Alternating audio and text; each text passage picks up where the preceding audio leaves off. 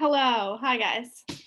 Hi, my name is Peri and I'm from Slice and I'm focused on goal 2, which is zero hunger. Picture this. You walk home from school in the afternoon and you open up your fridge. You want a snack, but the fridge is basically empty, and so you go and you ask your parents. And your parents either say, "We don't have anything. We can't give you anything today," or maybe they offer you a big bag of potato chips. While this might not necessarily be your reality, 1 in every 4 people in the world population is food insecure. And in my city of Philadelphia, 1 in every 5 people face food insecurity. And especially for children, 1 in every 6 child in Philadelphia is overweight. And this is a serious problem, and this is what I wanted to tackle with my business Slice. First off, I wanted to give you a little bit more background about me and really why I started this. So first of all, I have always been cooking and baking my entire life. I have multiple family members with some pretty severe food allergies, so it's been a big deal for me to try to help them. And additionally, I love working with people. Second of all, I've really done a lot of work within my city. When I was in 5th grade, I started my own volunteer program within an organization called Project Home. And basically what I do is once a month, I go and I volunteer at a local homeless organization. And through the past 7 years of running this program, I've been able to see the firsthand impacts of people who are financially insecure and the results on nutrition. When I go every month, I now bring lots and lots of fruit. I bring lots of healthy snacks. And while the majority of what I do there is really just being friends with everyone and talking, it's really given me a whole new perspective on lots of other people in my city and a lot of the struggles people face. So my solution, SlicED. SlicED is a nonprofit organization that provides a healthy snack alternative while educating students about eating healthy at a low cost, closing nutrition and food stability gaps. SlicED has 2 parts. The first part is focused on a tangible product, which is apple chips, which I'll get to in a minute. And the second part of SlicED is focused on educating students.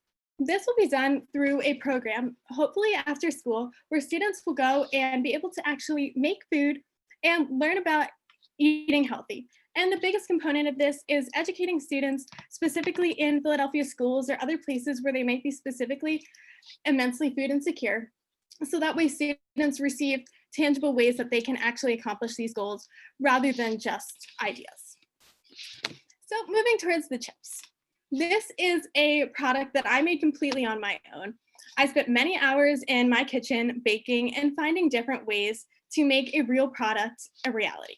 So I finally created sliced baked apple chips, and basically what they are fresh apples I get from the supermarket. I slice them up, I add a touch of cinnamon, and I have a special way I bake them, so they basically turn into a supplement for regular potato chips. The idea of this is to help people who traditionally like eating regular potato chips, and it's a very simple way to supplement something in your diet that can have a long-term impact, because apples have many nutrients that potatoes don't have. All right, moving on into our pricing model. There are many different elements to why we have this certain price we do today. First of all, I'm currently sourcing the apples from my local supermarket, and so per bag, the apples cost 48 cents. I'm looking towards partnering with local farms in my area to decrease the price, and I've already established 4 or 5 different farms I'm looking at working with, and I have established connections through a local chef in my area. Second of all, other production elements include our commercial kitchen, aluminum foil, as well as a little bit of cinnamon we use. The commercial kitchen is from my area, and they have currently given me the space to use for free. So as of right now, this isn't a main component of pricing, but in the future, if I move to a larger space, this would definitely be an element that would increase my production value. My production cost. It costs 89 cents per bag altogether. And currently for supermarkets, I'm looking at a selling price of $2, and this would be for a 1.5 ounce bag, which is lower than my competitors. Additionally, I'm looking at having a $1, and oh, so sorry. Having a $1.11 profit margin, which will enable me to put some of that money back in to make more apple chips, as well as use some of that money to fund my educational program in schools. The idea of this business is to be self-sustaining in that the education doesn't necessarily need outside funding, in that the apple chips will be able to fund it itself. Moving towards the competition. When looking at competitors to SlicED, we have a couple different elements. The first element are initiatives and programs. In my city, there is Eat Right Philly, which is a Philly-based incentive funded by the government. However, Eat Right Philly has known to give students information about how to eat healthy, but doesn't necessarily give them the tools to do so, nor does it do it in encouraging ways. And so many students often don't actually take much away from it. And after speaking to people who were in charge of this program, it didn't have the impacts they were hoping for. Additionally, looking at other apple chip companies, such as Bayer or Seneca, which generally are pretty well established, Seneca has many preservatives in their chips, unlike mine, and mine have known to have a shelf life value of 1.5 to 2 months. Bayer chips will be a big competitor. However, I have a greater focus on nutrition, and specifically towards students in low socioeconomic statuses that Bayer doesn't necessarily have. And now let's focus on sustainability. How do I accomplish goal 2, which is no hunger? I think first of all, the obvious is pretty clear. I've made a food product, but that's not it. I'm focused on education about nutrition, as well as giving all people the ability to buy my chips, not necessarily just kids or just adults. It allows people to connect over something as simple as a snack. And also it is pretty easy. It is something that people can easily implement into their diets and enjoy for days to come without even realizing that they have made such a large impact. Additionally, the educational component will enable me to be set apart from my competitors and also enable me to make a larger impact in my community, as well as hopefully in time, the greater world. So next steps. I'm looking to further develop what this education program looks like, and additionally, I'm looking to partner with schools. I want to hear from schools what they want, what the students want, as well as hopefully giving schools these chips that they can then sell in their school cafeterias. Additionally, I'm finalizing the packaging. I currently have the markups and a business willing to work with me, but I need to finalize exactly what that will look like, especially with the timetable it takes for the packaging company to procure the bags. And I want to bring this to market. And in doing so, I want to be able to get tangible feedback. I've already received some early stages of feedback from a couple trial runs, which has been all positive. However, I want to take a wider survey from a larger group of people and really further establish exactly what people are looking for and the best way to market this. And then lastly, I want to focus on increasing my digital footprint. I want to develop a website and perhaps one day an app, so that way people have real information and access, as well as being able to connect with more people. Thank you so much for listening. Any questions? And if you would like to, please contact phillyslice@gmail.com. Thank you, Peri. I wonder if you bring some samplers to us today. Yes, I would love to. And when I've talked to people in the past, it's always been a huge selling point.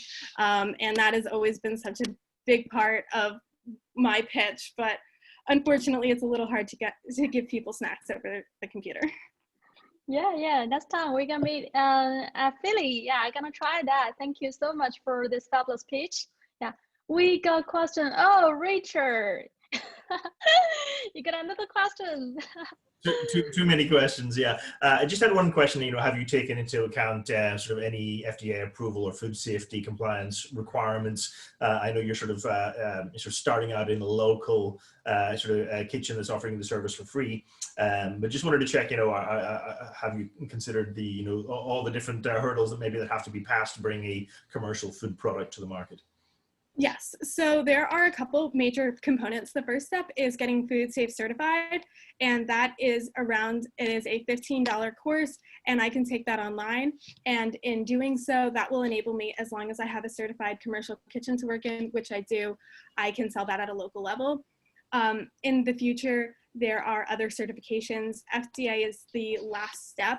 And so just as long as I have these earlier certifications, which I'm already working towards, I will be able to sell my chips. And if I try to go nationally or broader, then that's when the FDA would come in.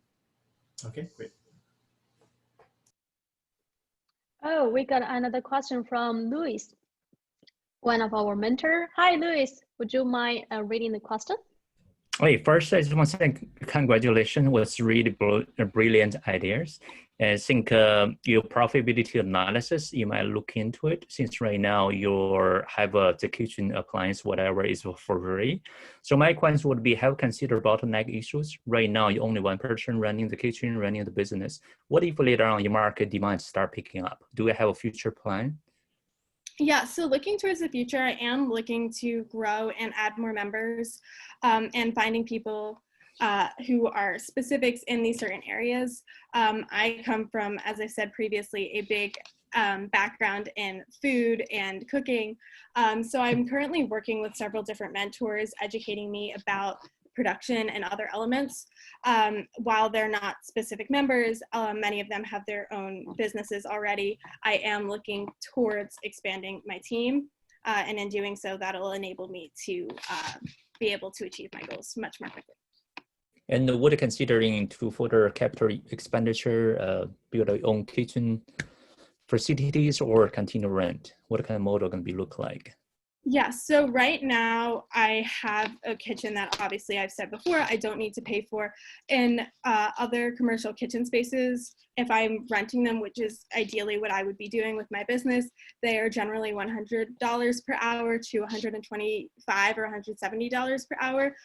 However, many of them do have student reductions, as well as many of them it takes about 2 hours to make, and I've gotten my prep time down from originally starting at around 15 minutes to less than 5, and I am moving in the downwards direction. So that price then would only be, let's say, $300 per time to bake, and I can bake many bags at once. And I'm also working on increasing my mass production, so that will not be as big of an issue. All right, thanks a lot. Thank you, Luis. By the way, Luis is from Vancouver, Canada. See how many countries, people from how many countries we have today. It's global. Thank you so much for joining us, Luis, today. Yeah, we got one question. Yeah, we got one more question from Sarah. Hi, Sarah. Would you mind reading that question? Sure.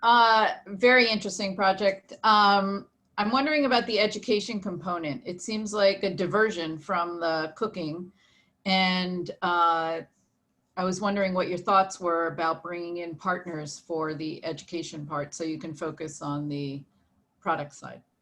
Yeah, that is exactly, that is what I am hoping to do. I don't see it as a diversion as much as I see it as something that can enable a greater impact, and especially if these chips are then available in schools, teaching kids about the importance, and then for them to be able to actually see it in their school cafeteria in a way that's really easy.